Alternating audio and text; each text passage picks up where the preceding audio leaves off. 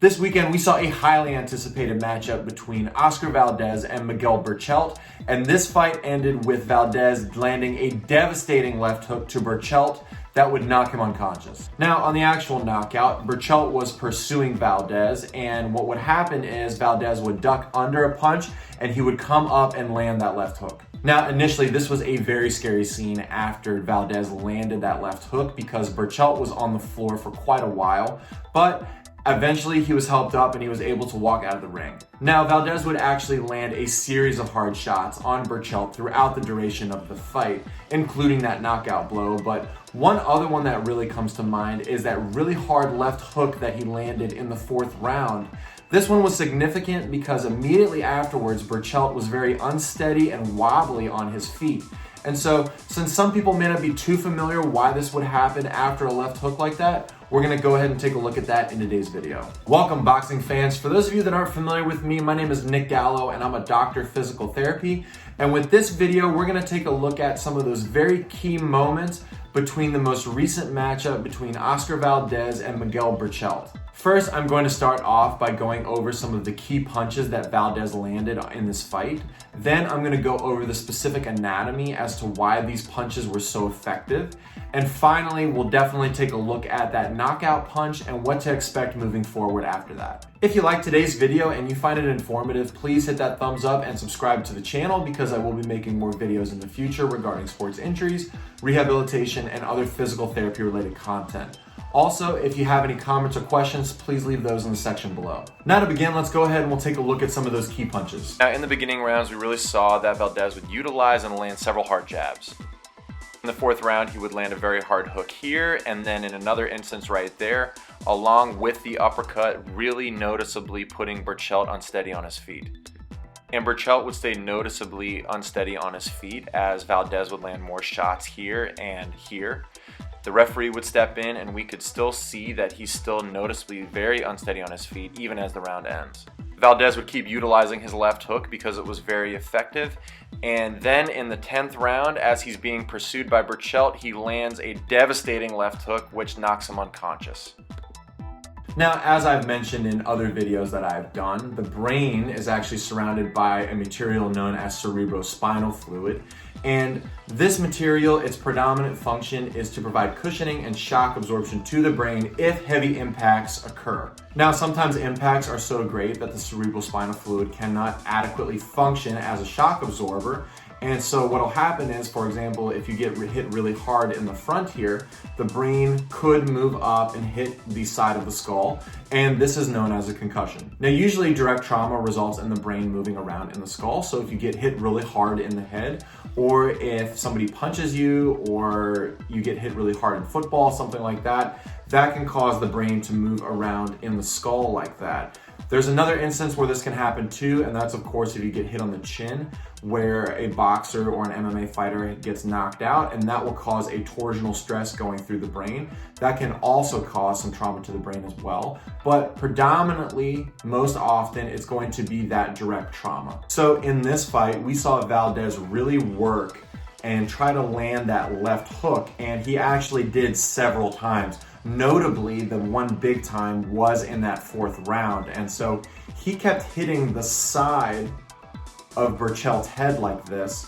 and it was so effective that there were several instances where he was very unsteady on his feet, and this can be due to several reasons. First, it could be due to that brain moving around inside the skull like that, causing a concussion.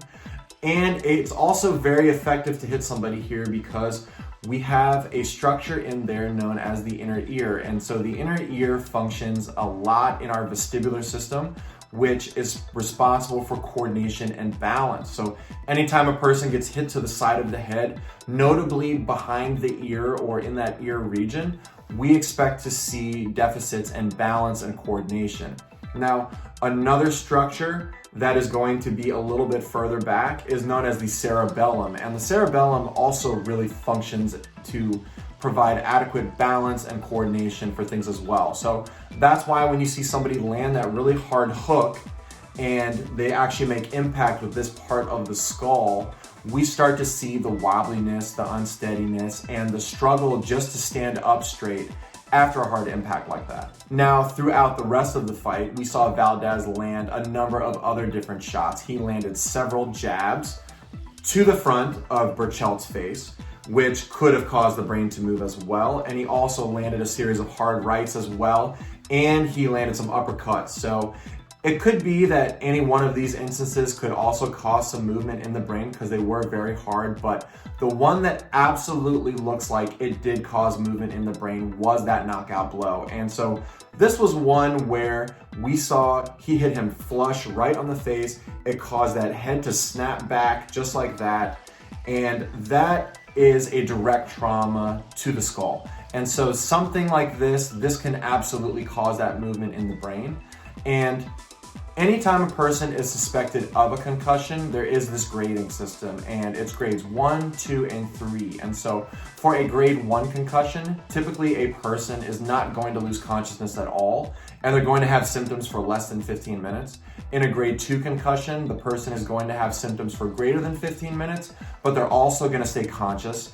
And finally, in a grade 3 concussion, the person is going to lose unconsciousness, and they're most likely going to have residual symptoms. Now, there's been no official word about how Berchelt is doing after any of these punches, specifically the knockout blow, but because he did lose consciousness after that last hard hook to the face, it's very likely that he did suffer that severe concussion. And we saw the deficits right after the punch.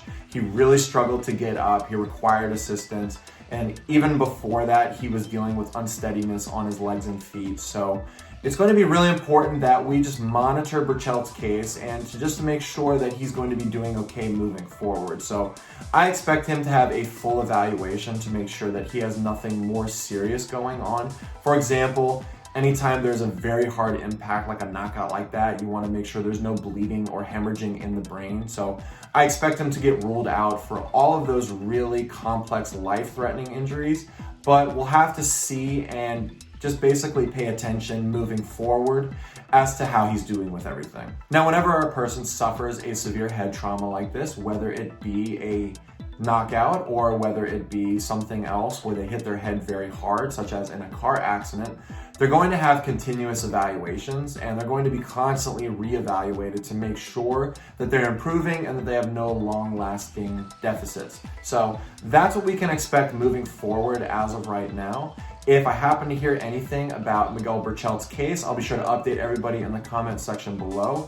And also, if you happen to hear something, please post that as well. And that's it regarding Oscar Valdez's most recent devastating knockout to Miguel Berchelt. Once again, if you like today's video, please subscribe to the channel because I will be making more videos in the future.